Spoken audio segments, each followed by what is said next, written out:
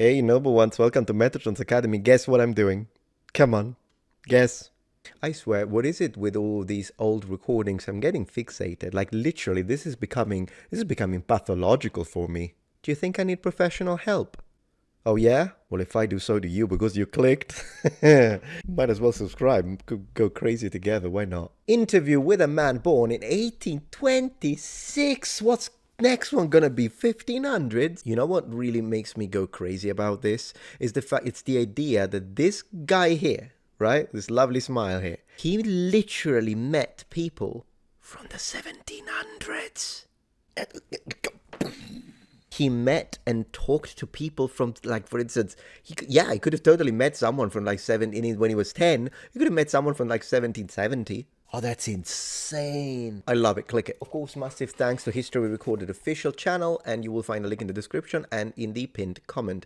And I turned off my headphones for no reason. Professional YouTube.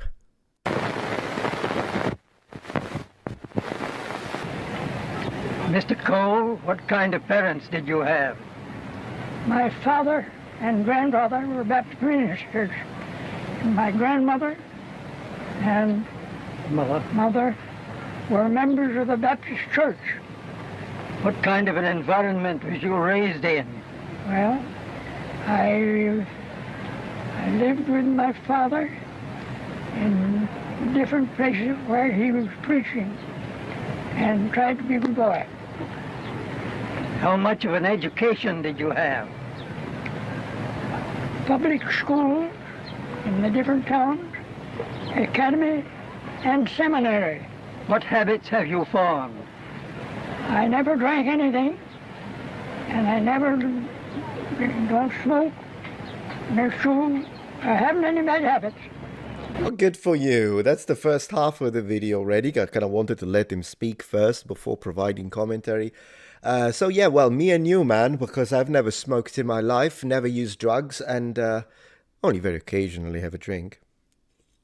So this is in Pasadena, California. This is in Pasadena, California, and the gentleman is aged 103. This was recorded in 1929. Let's go. So he's 100 and... Oh my gosh, that's insane. First and foremost, I want to underline the fact that this guy would be almost 200 years old now if he somehow could be, you know, an immortal. I love the way they are dressed. I know we usually focus on the accent, the pronunciation, the intonation, syntax, prosody, whatever you want about the way they form the sentence structures. But even the way they're so well dressed. I love the little, how do you guys call this in English? I would call it a papillon.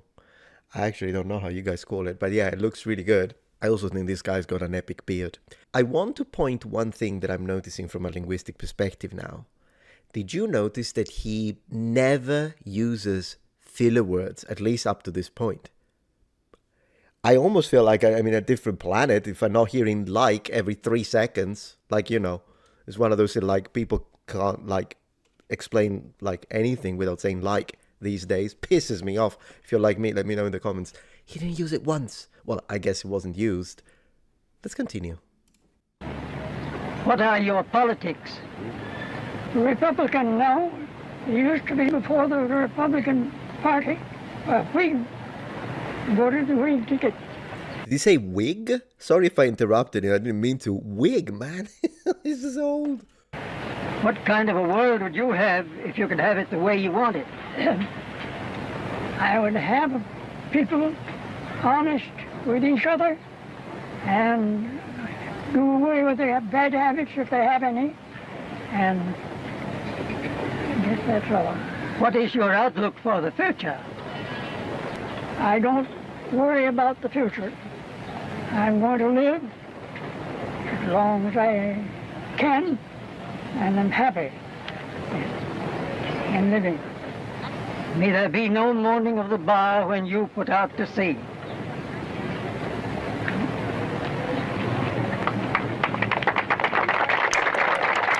Arise, my soul. Right. Rise, my soul. That was adorable.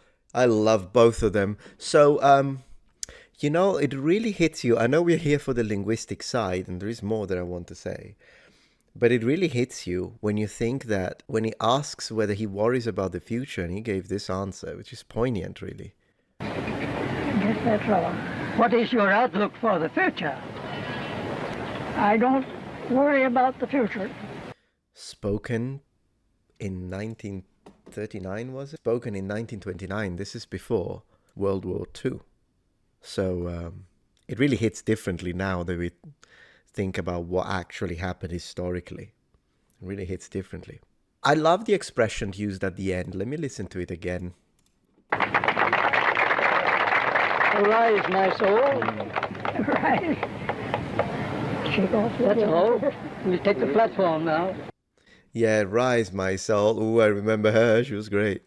Rise My Soul. What a lovely thing to say. I'm gonna start using that. So, another linguistic characteristic that I'm noticing here, as we said, he doesn't really use filler words. He's precise, accurate in his choice of words. And I don't believe this to be rehearsed in any way because he sounds natural. He's not reading. And I mean, I don't even know if he could read a script, if a prompter, like if it was this far away from him. It's 100 and whatever years old, he probably couldn't. So this does not seem rehearsed, does not seem memorized. This is not discourse.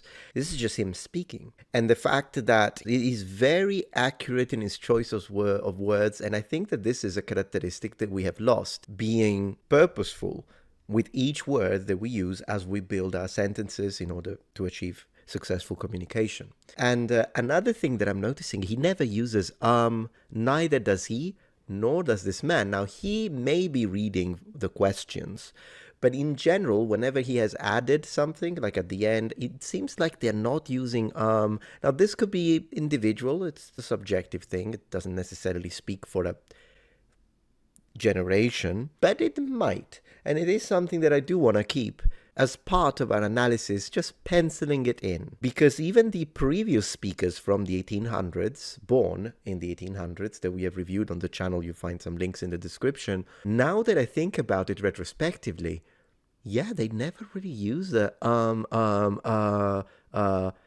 I wonder if this could be precision in vocabulary, purpose in words, and almost entire lack of fillers, if it could be a characteristic of an age that grew up without technological immersion since infancy, which is our age and current generation. I'm just throwing it out there.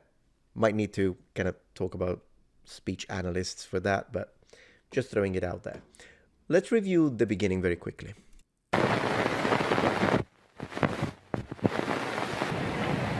Mr. Cole, what kind of parents did you have? Mr. Cole, what kind of parents did you have? As same characteristics when it comes to the typical vowels of the period. We have discussed the short e in have rather than have, for instance, or have with a e, which would be more common in our current age. My father and grandfather were Baptist ministers. My grandmother and mother. I noticed that it's cute that he helped him with the word. Notice how he's saying the full word, grandfather, grandmother, not with my accent, but I'm saying, he's not saying like granddad, grandma, grandpa. It's full sentence, full word. Were members of the Baptist Church. Baptist Church. What kind of an environment was you raised in? Even the way he pronounced environment is very, each consonant and each even consonant clusters are pronounced precisely and fully enunciated. In fact, I have to say, I understand the bearded gentleman very well. For him, it's a little harder, but it probably is a significant difference. I mean, although then again, for 103, he looks fantastic. That's another thing I'd like to add. Well, I lived with my father in different places where he was preaching.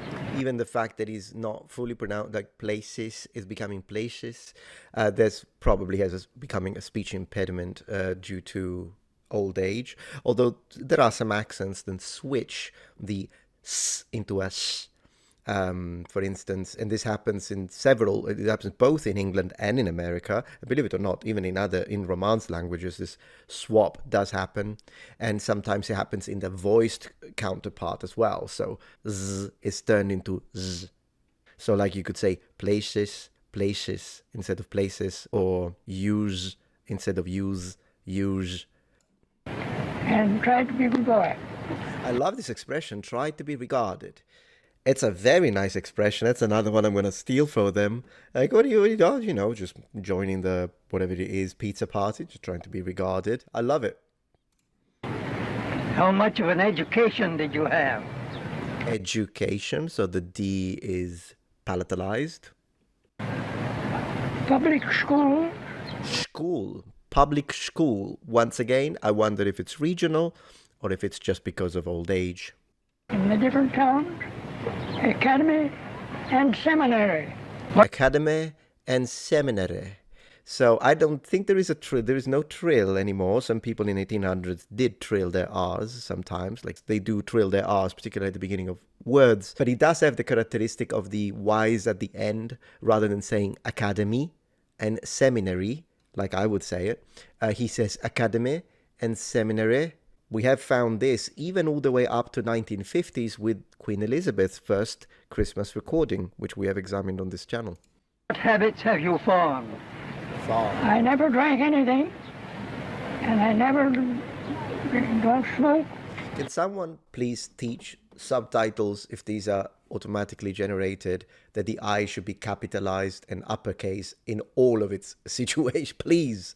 It really annoys me. I already see a lot of kids write like that these days. That's true. I haven't any bad habits. Good. What are your politics? I haven't any bad habits. I actually hadn't noticed this. This is still used today, but we do have a tendency now in common parlance to really, when we negate have to have, we tend to say I don't have. Or I don't have a car, rather than I haven't a car. It's not incorrect, and there are some people that use it, but it's definitely less common. Probably a remnant of this period. I haven't time. I don't have enough time. I don't have time. I haven't time. Yeah, you know, particularly when it's possession. I haven't a phone. I don't have a phone. I don't have my phone. Republican now. It used to be before the Republican Party. We voted the Whig ticket. What kind of a world would you have if you could have it the way you want it? You want it. I think he's not pronouncing the team want it. Probably was already starting to be out of usage in the United States, New World. What kind of a world would you have if you could have it the way you want it? You want it. Yeah. I would have people honest with each other. Love the H is already dropped in honest. This probably goes way far back. We'll have to examine that for one of these days. And do away with their bad habits if they have any.